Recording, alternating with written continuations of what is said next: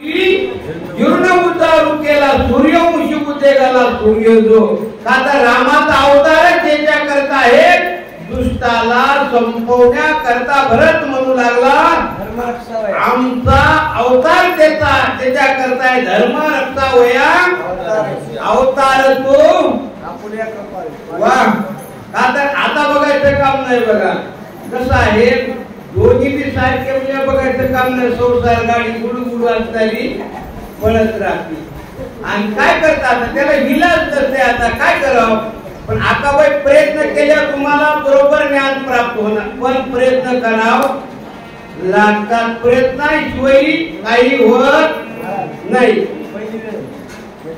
पहिली येळ म्हणजे खूप खूप सुंदर सुंदर झालं आता तुम्हाला 100% मार्क पहिली येळ म्हणल्यावर नाहीतर माणसं खाऊच्या शाळेतून मोहरी जायची ना खाऊ खाऊन खाऊन घेरी मोठी व्हायची तुम्ही पहिल्या दिवशी पहिली येळ म्हणल्यावर चांगलंय आता का तर मायबाप आनंदाचं प्रतीक आहे मला कसं वर्णन केलं श्री गणेशाय नमः श्री सद्गुरु रामचंद्राय नमः ओम नमो भगवते वासुदेवाय श्री नृसिंहाय नमो नमः मनोनी राम नामांकित भाग सगळ गीता सुधारण चातु सज्जला पर कृष्ण दळण करावया मग भरतीनं बाण काढला राम नामाची धग त्या बाणाला आज्ञा केली जो दुष्ट आहे ना त्याला संपवायचं सज्जनाला काही करायचं नाही का तर मायबाप असणारा बाण लोखंडाचा त्याला ज्ञान होतो म्हणजे हा माणूस किती ज्ञानी असेल याची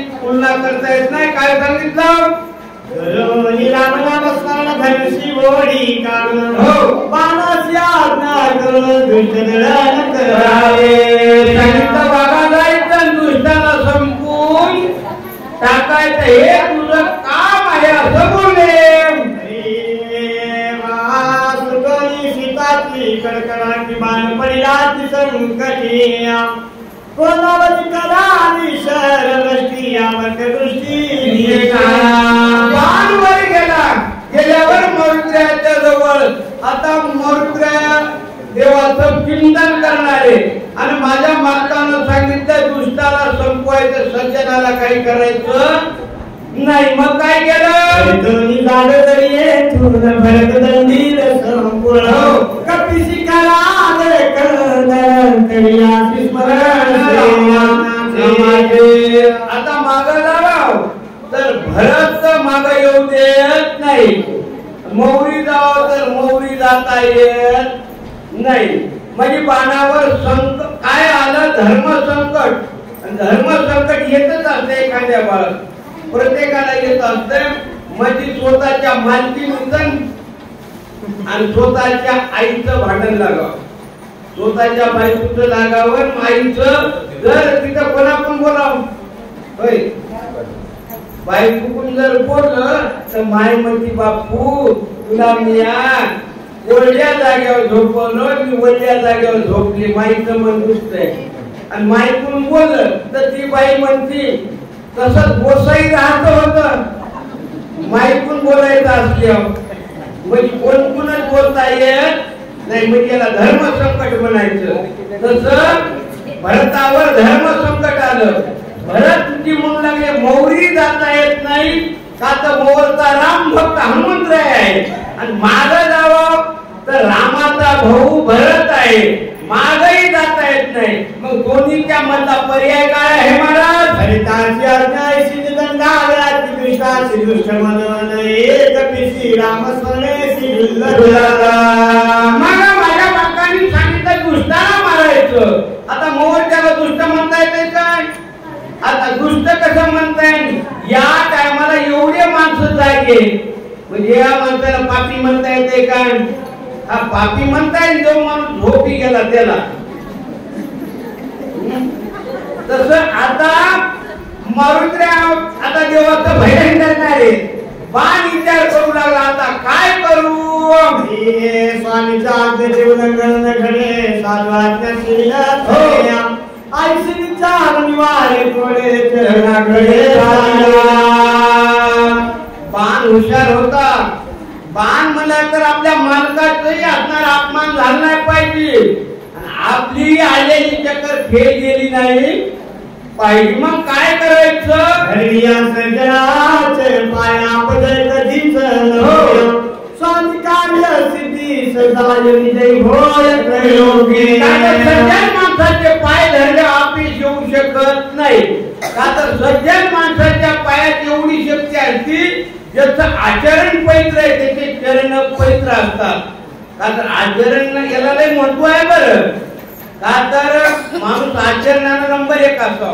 आमचे काशीनाथ महाराज आम्ही आता सत्य गुरु भाऊ आहे, आमचा गुरु एक आहे आणि आमचा कलर बी एकच आहे. पण याच्यात काय तुम्हाला हे करायचं काम सत्य होय. आम्ही कलर नाही एकच आहे, तर आहेत की गुरु बंधू एकच.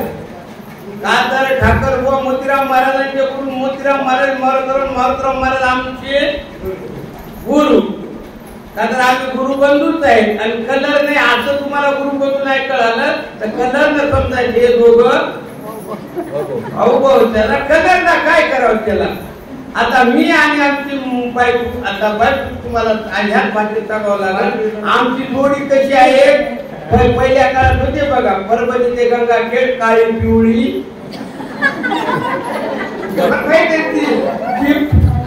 काळी पिवळी जीप तसा आमचा कलर आहे. आता काय करावं त्याला, जेवण आपल्याला गेलाच नाही. पण काळ्या माणसाला एकच करायचं, गोऱ्या माणसाला मागं टाकायचं, म्हणजे काळ्या माणसानं गुण कमवायचे. काळ्या माणसाला गुण कमी आहे, कोणी म्हणते हाय वो काळ मात्र नंबर 1 आहे गुणाला. आता देव काळा सावळा आहे पण देवाकडे किती गुण आहेत? गुन्हा लावण्याची खाणी. का तर गुणाला किंमत आहे, माणसाच्या या गोऱ्या कातड्याला किंमत नाही. आणि गोऱ्या माणसाला जर फोटो काढायचा असेल काळ्या माणसाला तर एकच करायचं, आपल्यापेक्षा काळ्या पैकी उभं राहायचं. म्हणजे कोणी म्हणते याच्यापेक्षा हे बरं, काळ नाही बरं म्हणते. तर या गोष्टी लक्षात ठेवायच्या. देवानं काळं रूप दिलं तरी काय नाही. ज्ञानोबरायाने सांगितलं तुम्हाला, मी म्हणलं बोलण्याला आधार असला पाहिजे. ललाटीचे लेले न मोडेगा काळी आणि काळे गोरे पण गुंतले भेटून नेले. काळा असो मात्र माणूस गुणाचा असो. कसा असो? गुणाचं. देवाकडे किती गुण आहेत, का तर गुणाला किंमत आहे. तसं भरतीच्या गुणाला किंमत आहे मायबाप. आता तो काय विचार करू लागले आहे का? आई सानीचे कळवणी पूर्ण पायी घाली बाण विस्मित कपिनंदन बाण कोण कोणाचा. आता बाण गेल्या बरोबर मारुत्र्याच्या पायाला मिठी घातल्या बरोबर, पायाला मिठी घातल्या कसलाही माणूस असू द्या त्याला म्हणलं ना बाबा एकदा माफ करा, तुमच्या पाया पडतो. पाया पडतो म्हणलं की संपलं. कारण अभिमान खतरनाक आहे. अभिमान म्हणजे माणूस पाया पडत. महाराज म्हणे ना, पंढरीच्या लोकांनावी आणि पाया पडे जण एकमेका. पाया पडतो ना जो माणूस पाया पडून घेणारा पेक्षा मोठा असतो. लक्षात ठेवायचं. माणसं म्हणतात ना ते कोणाच्याही पाया पडायले, पडून घेणारा पेक्षा ते काय असतंय मोठा असतंय. म्हणून मारुत्र्यानं कोणाचे पाय धरले? त्या मारुत्र्याचे पानानं पाय धरल्या काय झालं महाराज? ऐसे विचारितामणी बाणावर कीर्तन देखता श्रीराम नामांकित चिन्ही वायुनंदनाती स्मयो. आता मारुत्र्या म्हणजे आतापर्यंत माझ्याजवळ काही येत नाही, पण आलं कसं? आलं कसं तर बाण देवाचा भजन करू लागले बाण, आणि म्हणून तो तिथपर्यंत पोहोचला. नाहीतर येरी पोहोचत नाही. आज आता उद्या या टायमाला इथे येऊन दाखवा. या माणसाला चोर म्हणून माणसाची सोय लावली पाहिजे. आजच्या दिवस मोकळा आहे. या इथं ज्ञानेश्वर नगरला उद्या आहे का मोकळा? नाही. तसं बाण गेल्यावर मारुत्र्या म्हणजे नवल आहे. नवल केवळ नकळे कानोबाचे. पायाला धरल्यावर मग त्याच्यावर मारुत्र्याने दृष्टी टाकली. अरे गडे मला बाण आपल्या मालकाचा आहे. आहे. मग श्रीरामाचा बाण होया विक्रम याचा करून हो. साष्टांग नमन करिता होय राम स्नेह भावार्थे हा माझ्या मालकाचा बाण आहे आणि याचा अपमान झाला नाही पाहिजे म्हणून असणार त्या बाणाचं दर्शन घेतलं. मग काय झालं? कपीकांची बाबाचे वचन तवत बोले ना संपूर्ण हो. पावा दरिद्राचे चिन्ह तवतळी बाण बोलिला. आता मर्त्र्या बोलू लागले, बाण बोलला गेला. बाणाचं एकच ध्येय होतं, हा हनुमंतरायाला कुठं न्यायचं? नंदीग्रामाच्या ठिकाणी. मग काय झालं? उदया येईल दिवाकर म्हणून समिता शिरडवेल घेऊन याला माझ्या समोर रान सत्वर येते कोणी बरोबर या माणसाकडे तुम्हाला म्हणलं ना का तर अवघड गोष्ट हे हेडगाला यायला फिरत आहे. चेहरा कोणत्या जात नाही का तर मर्त्याला दृष्टी टाकली, बाण तर बोलना. मग काय केलं? ही मुठमोली समित्र बदल या नाम समोर शिरा करून विषण राज धर स्वयं सत्वर येते मला कर्पण भारत हातो कृपेचा सागर. देवाला माझी दया आली. देवाने 100% लक्ष्मणाला इथं आणलं आणि काय केलं? मीन पुस्तक सर्वतान पवेची स्वामी कार्याता ठीक माझे जीव कवरतार कोणाल काय देऊ लागले दोष म्हणजे धिक. का तर माझ्यामध्ये कोणताही पुरुषार्थ नाही. म्हणजे तुकोबराच्या भाषेत म्हणजे दोडो माझे कर्म वाया केली कटकट. आणि काय म्हणले? आईसा झाला की तुझी सवेची बाला ते अमृत हो ओढ्या मुखी काय की सत्वरा की झाले. पण बाण सोडले गेला. बाण खतरनाक होता, कोर्टपर्यंत सोडणार नाही. नंदीग्रामाच्या ठिकाणी येऊस्तोवर मग काय केलं? साधे माझे लगे करीन देह पटान म्हणून कृपालू नंदन सत्वर बाण पाठवला. तर देव दयाळू आहे.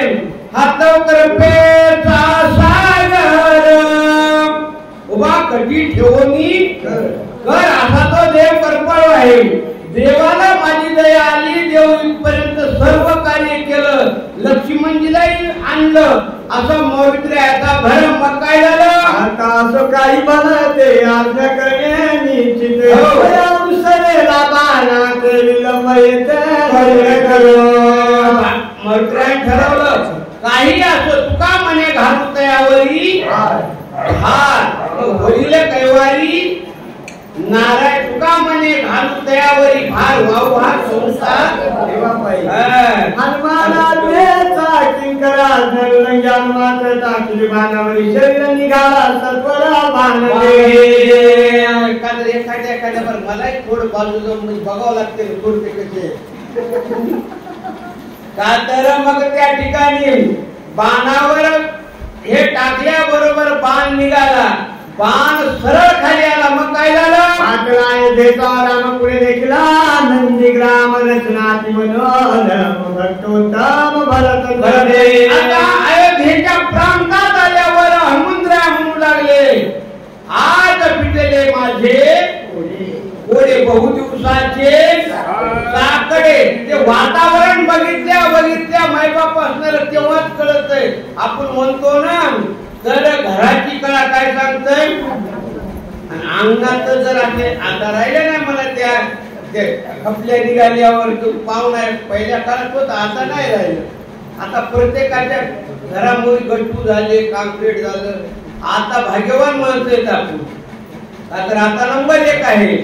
मग असणार त्या ठिकाणचं वातावरण बघितलं, मर्त्र्याला समाधान वाटतं. मग काय झालं? एका जनार्दना शरण दोघांची भेट जाती गध दोघे प्रेमाला संपूर्ण दोघे दोन्ही पान आता मायबाप असणारे गावभरामध्ये 2 संत आहेत आणि दोन्ही सारिखे आणि वर्मधाने तो बारीखे. दोन्ही सारखे असल्या बघायचं कामच नाही. का तर आनंद प्राप्त होतो. खाणाऱ्यालाही भूक लागावर वाढणारी उधार. मग बघायचं काम नाही, आनंद मिळतो. मग असणारे 2 भक्त देवाचे, एक हनुमंतराय एक तर भरतजी. एवढे प्रेमळ भक्त आहेत आणि त्या दोन भक्तांची भेट आता पाचव्या प्रसंगामध्ये एका जनार्दन कृपालू जननी गोड नखाय बाळा मुखीचा घास कालनी माझ्या मदनी घाली माझे जनार्दन स्वामी माझे गुरु म्हणल्यानंतर जशी आई आपल्या लेकराला सोडून खात नाही का तर महाराज म्हणजे आईशी कळवळ्याची जाती तरी लाभावी न का तर आई म्हणल्यावर आईचं वर्णन होत नाही मग काय म्हणले महाराज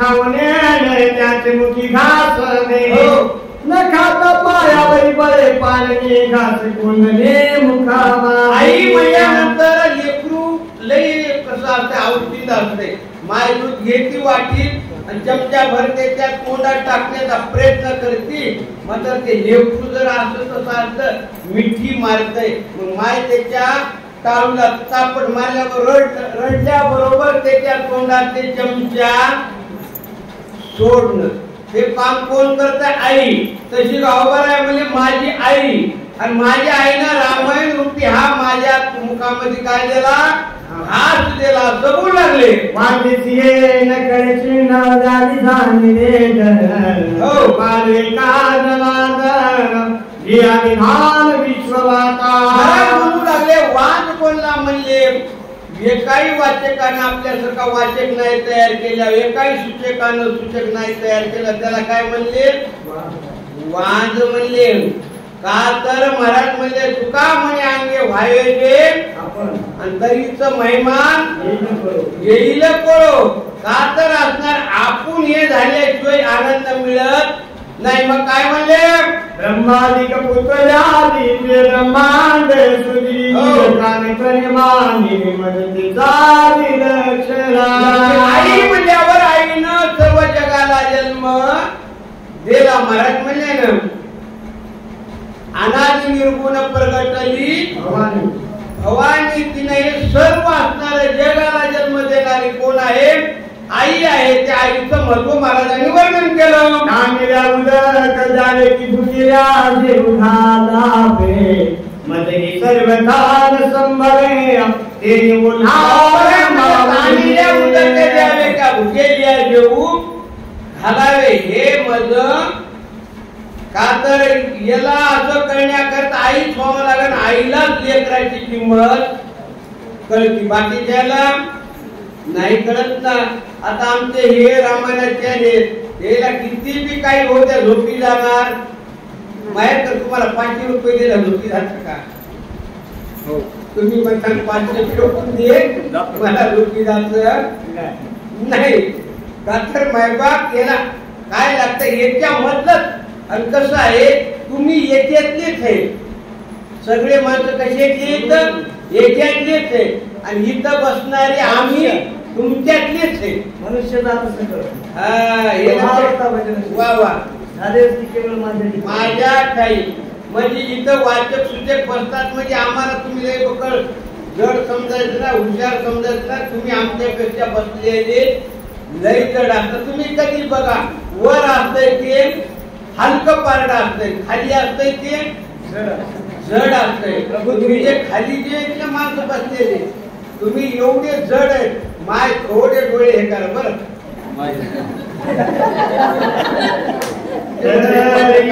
काय करू आता करू आता जन्मविधाना करता किती याची गरजेता काही जन्म दिल्यावर मुलं आता किती याची चिंता करू लहानाचं मोठं केलं सगळं केलं पण तरी बी आज्ञान सोडीना झाले आज्ञान गेलं की महाराज म्हणले तुका म्हणे अभिमान गेला तुका म्हणे देव व्हायला येड लागत नाही पण अभिमान सोडावं लागतंय मी कोण हे लक्षात ठेवायचं अभिमान म्हणजे गोष्ट अवघड आहे अभिमान म्हणजे तुम्हाला आमच्या पहिल्या काळातली सांगतो मी आणि माझा भाऊ आमची आई जेव्हा ती भाकरी करत होती ना तेव्हा भाकर फुगत होती भाकर फुगत होती आणि आमचे पापुडा खाण्यामुळे काय लागत होते, भांडण लागत होते. आता मी म्हणलं होय भाकर फुगत न की बाईक फुगायची, कोण फुगायची, सरकारी फुगायची. भाकर फुगत का, भाकर फुगत झाली त्या भाकरीला खणके काय दोन्ही परात धरायची, त्याला बदलायचं. भाकरी फुगायचा विषयच नाही राहिला. पहिल्या काळामध्ये भाकर करणारीचं प्रेम होतं, त्या भाकरीला आता हातावर ते करायचं, हा झेलायचं, मग तेव्हा ती भाकर फुगत होती. ते का सोपं आहे का, भाकर फुगणं म्हणजे हे अभिमान आहे. त्याला अभिमान सोडायचा, त्याने रोज पोथीला यायचं. आता इथं वाचक बाई जाधव का तर त्यांनी हे सर्व असणार हा ग्रंथाचं वाचन केलं, म्हणून आज आमच्या काशीनाथ महाराजांनी आम्हाला आमंत्रित केलं. आणि त्यांनी जर पोथी वाचवली नसली तर हे आम्हाला आमंत्रित करायला करीत होते का, तर कोणीतरी मार्गदर्शक लागतोच आणि त्याच्याशिवाय असा कार्यक्रम घडून येत नाही. महाराज काय सांगितलं, खास तोही घेवाने मनवणी लौकीचे काळनी, माझा मुखी कोंडणे बाळका कारणे कृपाळू. महाराजांनी सांगितलं की घास मुखीचा मला काही कळत नाही. आता माहेरकर तुम्ही किती जरी डोळे वाचून बघितलं तरी मी तुमच्याकडे बघत नाही.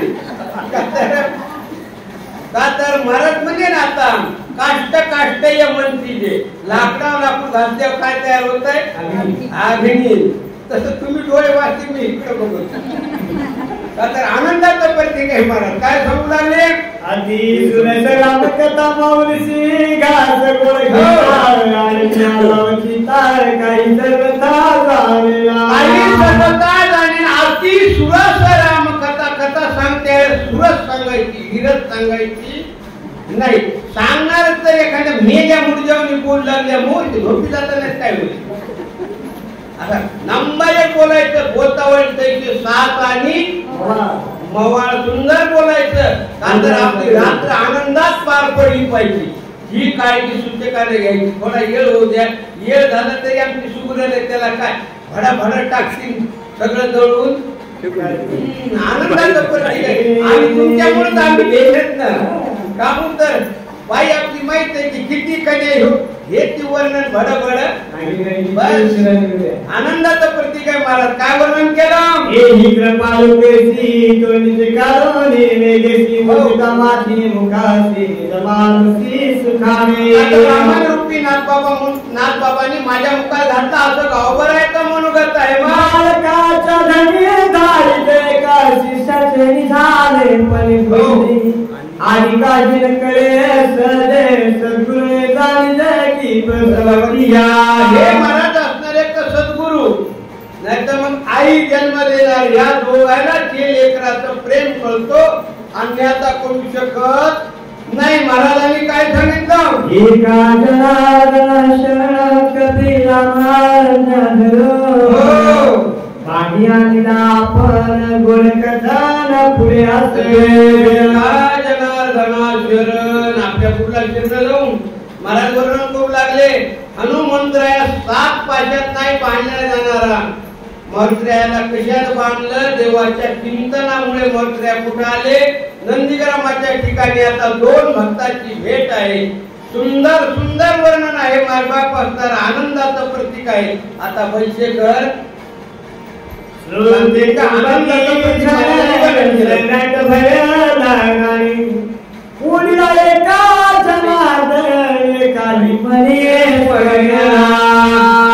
एवढं हुशार असून ते काय म्हणतात, आता गावभरा म्हणजे साधारण नाही का तर जे हरिपंडिताला प्राप्त झालं ते कोणाला प्राप्त झालं, गावोबाला प्राप्त झालं. का तर गावोबा म्हणजे त्या पैठणच्या परिसरात फिरणारा व्यक्ती आणि नाथबाबांनी निवेद्य आणून ठेवला की येऊन खाणारा, गोड खाणारा. पण नाथांची कृपा झाली. नाथ महाराजांचं रामायण 43 अध्यायापासून कोण लिहिलं, गावोबानं लिहिलं. ते गावोबा म्हणतात मला काही कळत नाही. म्हणजे याला म्हणायचं चातुर्य लपटी आणि महत्व हरणी आणि पिशेपाने मिरवली. मला सुंदर वर्णन केलं. वनस्पतीची पाळी वा वा वा सर्वज्ञता तरी वा. बरी वेगळी माझी तरी ते भावात रामायण युद्धकाली एक कार्तिकाया हनुमंत नंदिका भगमन नाम पंचद्वादश मोध्याय गुण हा